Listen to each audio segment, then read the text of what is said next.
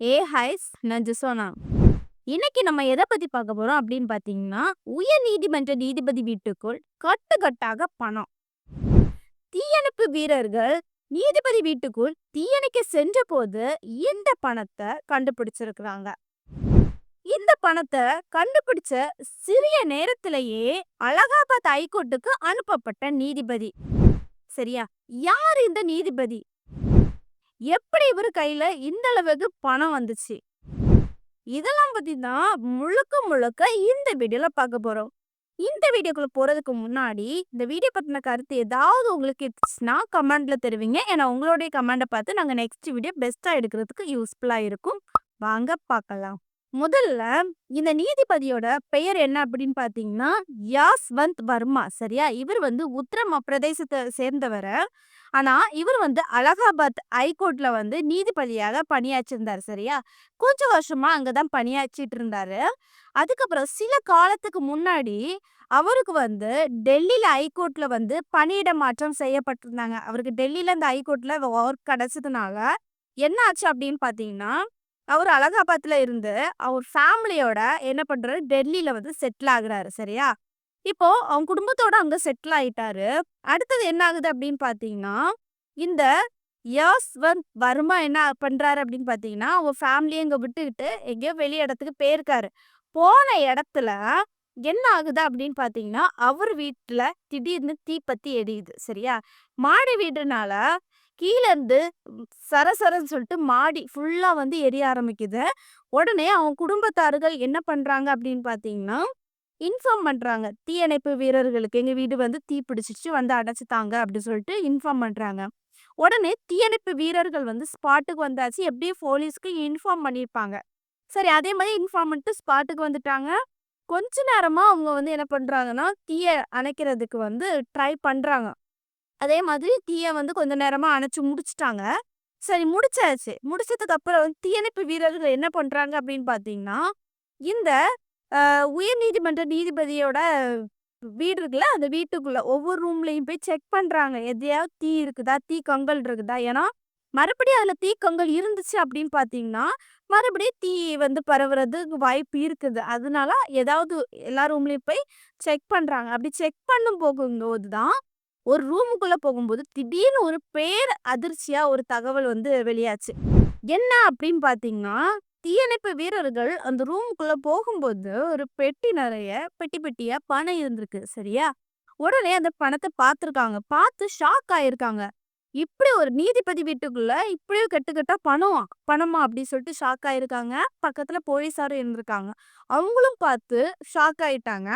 உடனே என்ன பண்றாங்க அப்படின்னு பார்த்தீங்கன்னா, இத சும்மா விடுவாங்களா? கண்டிப்பா உயர் நீதிமன்றத்துக்கு தகவல் குடுப்பாங்க. உயர் அதிகாரிக்கு. சரியா? அதே மாதிரி தகவல் குடுத்துருக்காங்க. உடனே இது வந்து உயர் நீதிமன்றத்துக்கு போகுது. சரியா? எல்லாருமே இத டிஸ்கஸ் பண்ணி எப்படி இந்த பணம் வந்துச்சு? எதனால அப்படின்னு சொல்லிட்டு கண்டுபிடிக்கணும் அப்படின்னு சொல்லிட்டு, இது வந்து நடவடிக்கை வந்து எடுக்கப்படுது. இந்த நடவடிக்கையில தான் பெரிய ட்விஸ்ட்டே இருக்குது. என்ன ட்விஸ்ட் அப்படின்னு பார்த்தீங்கன்னா, சுப்ரீம் கோர்ட் தலைமை நீதிபதி சஞ்சீவ் கண்ணா இத பற்றி விசாரணை நடத்தினாரு. சரியா? அவர் தான் இத விசாரணை நடத்தினாரு. அதுக்கப்புறம் வந்து கொலிஜியம் உறுப்பினர்களுடன் சேர்ந்து ஆலோசனை பண்ணாங்க. இத இனி என்ன பண்ணலாம் அப்படின்னு சொல்லிட்டு ஆலோசனை பண்ணிட்டு, ஒரு முக்கியமான டிஸ்கஸிங்ல ஒண்ணு பண்ணியிருக்காங்க. என்ன அப்படின்னு பார்த்தீங்கன்னா, இந்த பணம் எப்படி வந்துன்னு சொல்லாமலேயே இவர இந்த டெல்லி ஹைகோர்ட்ல ஒர்க் குடுத்திருந்தல, இங்க இருந்து மறுபடியும் ஒரு அலகாபாத் ஹைகோர்ட்டுக்கு அனுப்பப்பட்டாரு. அதாவது அலகாபாத்ல இருந்து தான் இங்க டெல்லி ஹைகோர்ட்டுக்கு வந்தாரு. இந்த டெல்லியில இருந்து மறுபடியும் அலகாபாத்துக்கு வந்து போறது மாதிரி அனுப்பிட்டாங்க. சரியா? இனி அவங்க குடும்பத்தோட அங்க போலாம் அப்படின்னு வந்து சொல்லிட்டாங்க. இதுதான் அவங்களுடைய தண்டனையா இருக்கும் அப்படின்னு வந்து சொல்லியிருக்கிறாங்க. இப்போ எல்லாருமே என்ன பண்ணுவாங்க அப்படின்னு பார்த்தீங்கன்னா, உயர் நீதிமன்றத்துல டிஸ்கஸ் பண்ணி இந்த பணம் எப்படி வந்துச்சு? இந்த ஊழல் பணமா? எல்லாமே டிஸ்கஸ் பண்ணுவாங்க. ஆனா அவங்க பண்ணல. திடீர்னு ஒரு முடிவு ஒரு டிஸ்கஸிங் பண்ணி என்ன பண்ணிட்டாங்கன்னா, இவங்கள அலகாபாத்துக்கு ஹைகோர்ட்டுக்கு அனுப்பிட்டாங்க. அதாவது அவங்க அங்கேயே ஒர்க் பண்றது மாதிரி அனுப்பிட்டாங்க. சரியா? இந்த விஷயம் என்ன ஆகுது அப்படின்னு பார்த்தீங்கன்னா, ஒ ரொம்ப வைரல் ஆக ஆரம்பிக்குது. அதாவது மக்கள் மத்தியில இந்த அளவுக்கு பணம் வச்சிருந்த ஹைகோர்ட் உயர் நீதிமன்ற நீதிபதி வந்து மறுபடியும் அவங்க சொந்த ஊருக்கே, அதாவது ஏற்கனவே ஒர்க் பண்ண இடத்துக்கே அனுப்பப்பட்டாரு அப்படின்னு சொல்லிக்கிட்டு வேகமா பரவுது.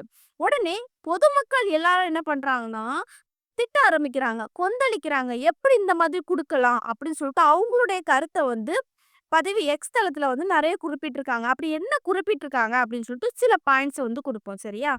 டெல்லி உயர்நீதிமன்ற நீதிபதி யஸ்வந்த் வர்மா வீட்டிலிருந்து கட்டுக்கட்டாக பணம் கைப்பற்றப்பட்டது. எதுவும் சொல்வதற்கில்லை அப்படின்னு சொல்லிட்டு ஒரு சிலர் வந்து சொல்லியிருக்காங்க. சரியா? அடுத்தது இன்னொருத்தவங்க வந்து கேட்டிருக்காங்க. திருட்டு நீதிபதியை உச்ச நீதிமன்றம் வேறு ஒரு உ உயர் நீதிமன்றத்துக்கு இடமாற்றம் செய்கிறது.